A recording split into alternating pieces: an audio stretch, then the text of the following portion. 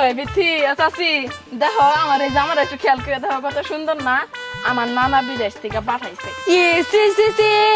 আমার কাছে জামা পরে এসে কি না পাট নিতেছে কি বেদে যায়। এই চাচি এই তোমার কাছে আমি 500 টাকা পাইতাম না, তুমি তো এখনো পর্যন্ত ওই টাকা আমার দাও নাই। এখন আমার টাকা আমার ফেরত দাও। এই যা তুই কাপড় চিনস, এটা বিদেশি কাপড়।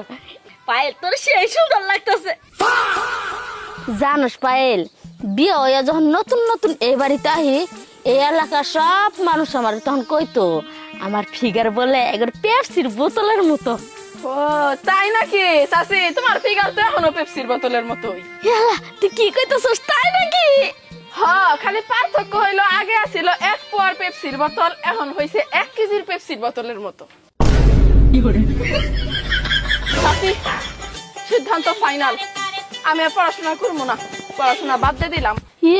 তাহলে তোর ক্যারিয়ারে কি হবো?